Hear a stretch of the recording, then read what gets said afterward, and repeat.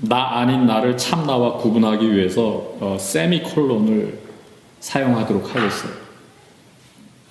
그래서 세미콜론이 붙어 있으면은 그거는 나 아닌 나라고 여기시면 되겠고요. 그게 없으면은 참나다. 그래서 나를 알아야 하고 나를 알아야 한다. 이 두 나를 다 알아야 돼요, 우리가. 근데 예수 그리스도가 그것을 알게 해 주십니다. 자, 나를 어떻게 설명하면 이해가 될까? 이 나는 상상을 초월하는 무엇입니다. 이 나는 은밀하고 교묘하고 깜쪽 같아요. 가장 깊은 곳까지 침투해 있는 적의 복병입니다. 비유컨대 마치 이 영화 매트릭스 속에 나오는 그 매트릭스 시스템하고 비슷한 것 같아요. 거기에 토마스 앤더슨이라는 사람이 나옵니다. 유명한 소프트웨어 회사의 프로그래머예요. 근데 사적으로는 해커예요, 해커. 그래서 이 두 가지 삶을 살아가는 사람인데, 이 사람이 이 영화 속에서 굉장히 중요한 인물이 되는데 결국, 근데 중요한 인물이 되기 전까지 자기를 전혀 몰라요. 나도 모르고 나도 몰라요. 정말 깜깜한 거예요. 근데 항상 어떤 느낌은 가지고 삽니다. 뭔가 이상하다. 뭔가 문제가 있다. 이게 아닌데 싶은 이런 느낌은 있어요. 그렇지만 그게 뭔지를 모르고 항상 살아가는데, 그러던 어느 날 이 사람 컴퓨터 화면에 저절로 글씨가 써져요. Wake up, Neo. The Matrix has you. 도대체 이게 무슨 얘기인지를 알 수가 없어요. 근데 또 화면에 knock, knock, knock 이렇게 글자가 또 써져요. 누가 진짜 문을 두들겨 노크를 해요. 그래서 그 사람들, 찾아온 사람들을 만나는데 그 중에 한 여자가 문신을 새겼는데 거기 하얀 토끼가 있어요. 하얀 토끼. 그래서 이 흰 토끼를 따라가요. 그날 저녁에. 그랬다가 그게 계기가 돼가지고 상상조차 못했던 이 나를 알기 시작해요. 알고 봤더니 이게 지금 AI가 지배하는 세상인데요.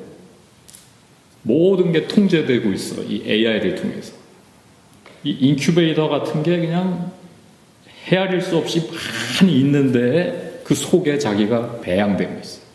그리고 자기 머리 뒤에는 무슨 장치가 돼 있어가지고 그 속으로 지금 AI가 마치 자기가 현실을 지금 살아가고 있는 것 같은 환상을 전자신호로 계속 보내주고, 자기는 그게 자기의 현실이고 그게 자기인 줄 알고 살아가고 있다는 거를 알게 됩니다. 비유컨대 그와 같아요. 나가 어떤 존재인가를 어떻게 하면 이걸 설명할 수 있을까? 제가 아까 말씀드렸는데 그와 흡사합니다. 그 나가 결국 죽으려면 이 나를 알아야 되는데 그 눈 뜨지도 못하고 살아가는 경우가 태반이다. 그러니까 죄인은 깜깜한 존재다. 근데 죄인은 자기가 그런 존재인 것을 알 수 있는 길이 원천적으로 차단되어 있어요. 방법이 없다고요. 내가 그런 존재라는 거를 상상도 못하고 살아가는 존재가 죄인이에요. 그래서 죄인이 그 나를 아는 것은 사실상 불가능해요. 이게 아는 길이 있다면 오직 계시를 통해서만 가능한 겁니다.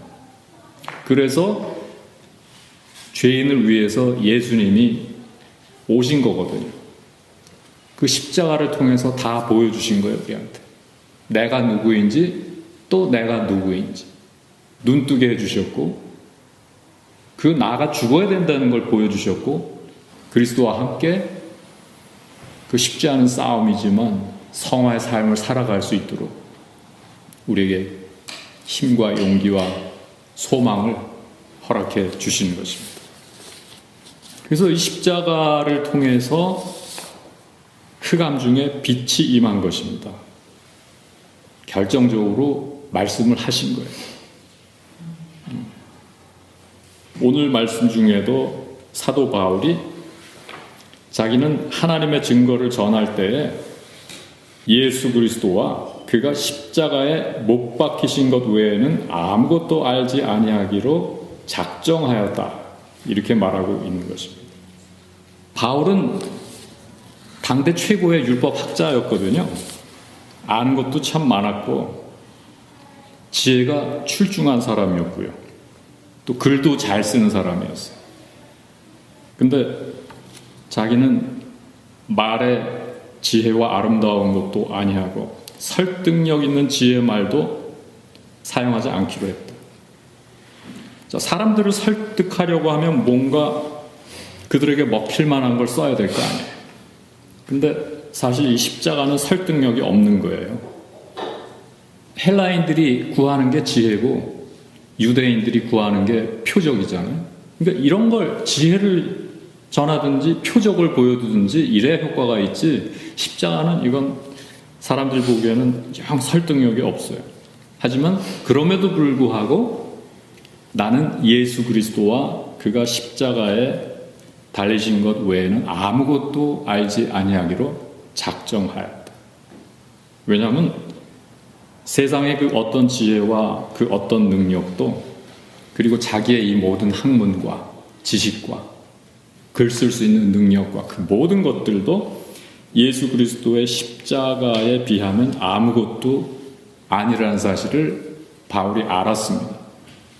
그래서 이런 걸 다 내려놓았다. 배설물처럼 여기게 됩니다. 그리고 참 능력을 의지하는 거예요. 그거는 십자가에 나타난 능력입니다. 딴 거는 하나도 알지 않기로 작정했다. 여기서 작정했다는 말이 크리노라는 말인데, 이 여러 뜻 가운데 pick out by separating, choose 이런 뜻이 있습니다. 그러니까 여러 가지 많은 것들 중에서 하나를 분별해서 선택하는 뜻을 가졌어요. 싸움에 나가는 군인들에게 여러 무기들을 보여주면서 하나만 가지고 가라 그러면은 이 군인이 어떤 무기를 선택할까요? 가장 힘 있는 무기를 갖고 가지 않겠어요? 센 무기를.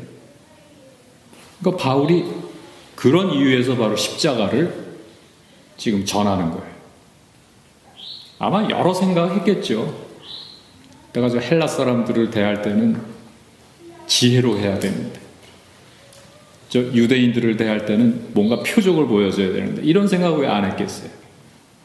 하지만 그래도 십자가를 크리노했다. 왜? 그보다 더 큰 능력이 없기 때문에.